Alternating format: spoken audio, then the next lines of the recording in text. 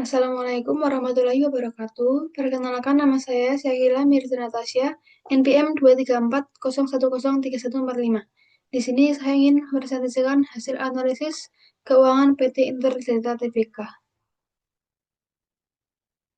Yang pertama ada profil PT Interdelta Tbk, didirikan pada 15 November 1976, memiliki anak usaha yaitu PT Photomatic Jaya Industries, fokus bisnis, perdagangan produk fotografi dan makanan minuman. Visi dari perusahaan ini yaitu menjadi perusahaan terkemuka dalam industri imaging di Indonesia. Misinya yaitu rencana untuk maju dan berkembang dengan mengidentifikasi, mengantisipasi, dan memuaskan kebutuhan pelanggan, serta senantiasa terus-menerus mengantarkan nilai tambah kepada para pemegang saham, para prinsipal, dan para pelanggan.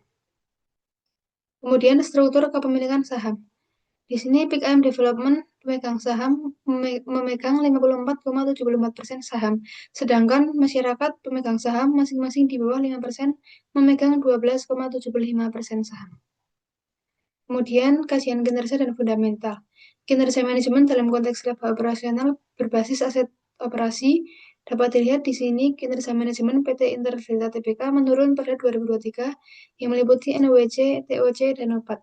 Ini mencerminkan efisiensi dalam pengelolaan aset operasi dan menimbulkan risiko keberlanjutan usaha apabila tren ini terus berlanjut.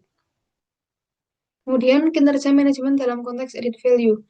Di sini kinerja manajemen PT Interdelta Tbk dalam menciptakan added value mengalami penurunan pada 2023 yang meliputi MVA dan EVA.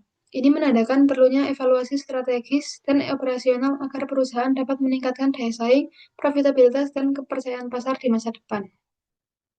Kemudian karakteristik fundamental perusahaan. Di sini BOP, BEP, ROI, ROE, dan OPM menurun. Secara keseluruhan, data ini mencerminkan bahwa kondisi fundamental perusahaan memburuk pada 2023, yang menunjukkan adanya kelemahan dalam profitabilitas, efisiensi, dan pengelolaan sumber daya operasional perusahaan.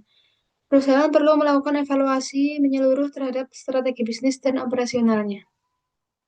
Kemudian analisis kebijakan pendanaan jangka panjang. Debt to capital naik dari 5,58% menjadi 5,73% di 2023.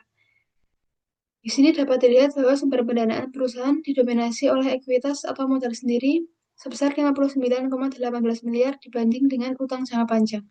Ini mencerminkan struktur permodalan yang konservatif dan minim risiko keuangan. Kemudian kesesuaian teori struktur modal PT Interdelta ini sesuai dengan pecking order teori, di mana perusahaan lebih memilih laba ditahan, lalu utang, dan terakhir menerbitkan saham baru karena alasan efisiensi biaya dan informasi. Untuk analisis kebijakan dividen, PT Interdelta Tbk ini tidak membagikan dividen pada tahun 2022 dan 2023 karena saldo defisit yang tercatat cukup besar, mencapai 28,05 miliar pada akhir 2023 dan 27,46 miliar pada 2022. Pada tahun 2023, perusahaan mencatat rugi bersih sebesar 586 juta setelah sebelumnya mencatat laba bersih sebesar 1 miliar pada 2022. Sehingga laba tersebut tidak cukup untuk menutupi kerugian akumulatif sebelumnya. Kemudian relevansi kondisi dividen berbasis signaling teori dividen.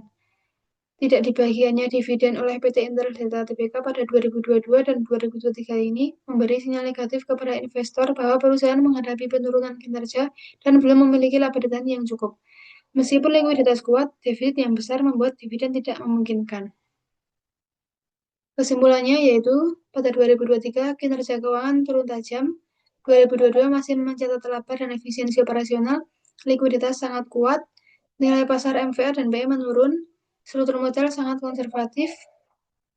Untuk saran yaitu perbaikan strategi operasional dan bisnis, optimalisasi penggunaan aset lancar, efisiensi biaya dan kontrol internal, pemanfaatan sumber pendanaan eksternal secara selektif, penguatan strategi pemasaran dan pengelolaan stok, pemulihan kepercayaan investor.